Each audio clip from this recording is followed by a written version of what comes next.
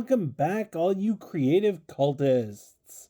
I put up a poll, you guys voted, and now I'm going to show you my Seaside Cliffs build. I settled on a seaside cliff because you guys voted for waterfront, and the second runner-up was the Underdark, which is all stone and rocks and surfaces like that. So I put the two together, came up with a seaside cliff, and that's where we're at. To start out with, I picked out a sheet of polystyrene sheeting, which you can get at your local hobby store.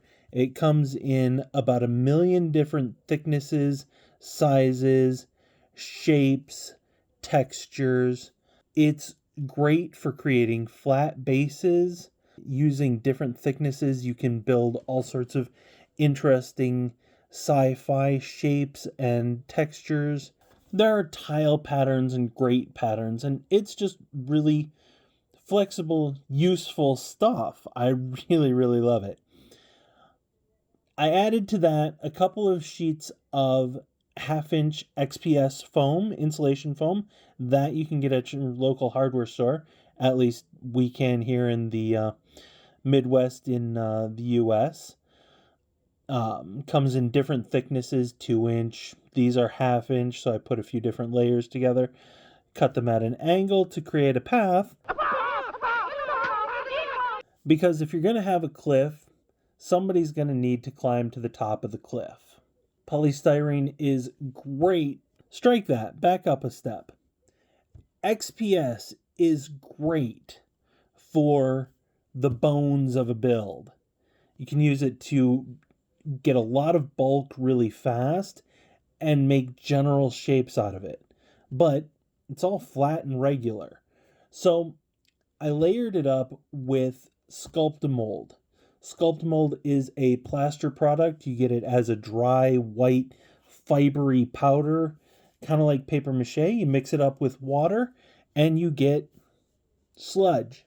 I mixed in some gray paint to my Sculpt-A-Mold sludge so that if the Sculpt-A-Mold chips or breaks off anywhere, I'm not left with a bright white spot. Bright white is the basic color, regular color of Sculpt-A-Mold that stands out through the paint job. Instead, I've got a gray, which goes with the background. It fits in, and you're never going to notice. I kneaded it with my fingers to get a little bit of stone texture. And now we've got something that's starting to look like a stone cliff. As proof that I can learn my lessons, I remembered that contrast is king, and so I dusted over my cliffside shapes with a bunch of different pigment powders. I started with some greens and blues to get that seaside look going, reflect the ocean and all the growing things that are in watery environments. Then I added some reds and oranges, a little bit of browns to get that earthen, stony look. I really love the way this turned out after I slathered a bunch of black oil wash over it. Maybe it isn't as dark as it could be in all those recesses, but I think it gives it a very cool kind of painted rocks look. I'm from Michigan. I've been to visit the painted rocks a few different times. It's absolutely gorgeous, and I love the look of it. So I'm really happy with it, and we're moving on. If you're gonna pour resin, you gotta have a way to contain it.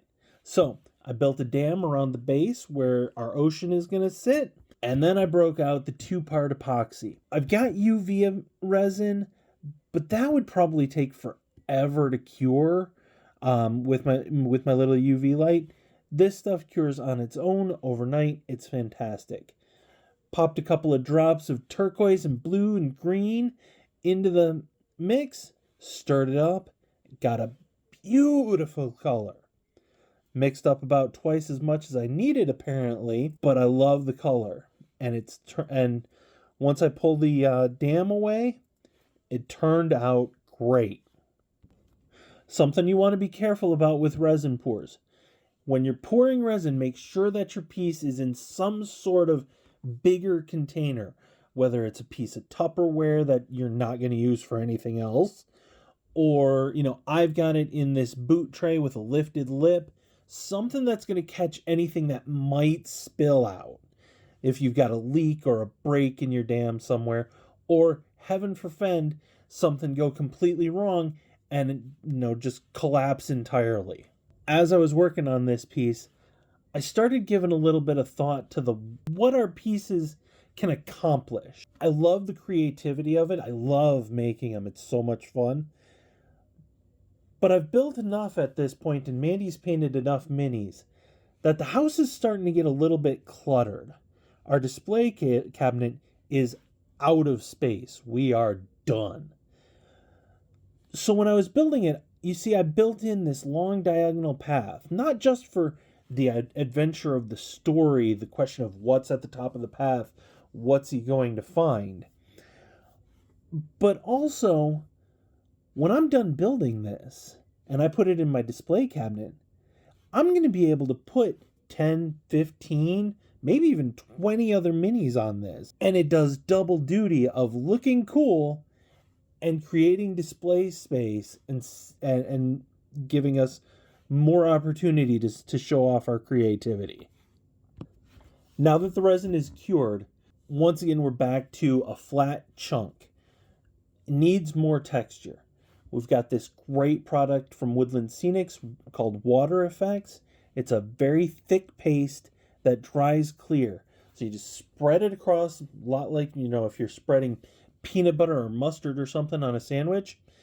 And then you just kind of tap it, and it pulls up peaks and adds ripples and holds that position pretty well so that you get texture over the surface of your flat surface. It's going to look great with a dry brush of white over top of it. Makes it look just like waves and ripples. Mwah, chef's kiss. It's going to be great. Every cliff needs vines. Our adventurer needed something to climb up to get to where he is. So I added some reindeer moss that I've had laying around for the longest time. Got to use this stuff more often. I really love it. It's called reindeer moss. Apparently it's what reindeers eat. This stuff is dyed in brown. Looks great. Just glued that on in a bunch of random places. And then I added several different layers of rubble texture to the actual path. Our good friend our good guru, he's not actually a friend, Vince Venturella, is a big fan of saying that nature is random, nothing is regular or normal. So the more different textures and sizes you have in any piece, the more natural and normal it looked. So I put down a little bit of larger gravel first, then I spread some sand over that, and it looked great. And finally, you can't have a story without a character. Every place needs a person. When I was at the hobby shop getting the polystyrene for the base and everything, I came across this Reaper figure. He's got a grappling hook, rope, looking like he climbed up. Perfect candidate for having climbed up the side of the cliff to see what's at the top.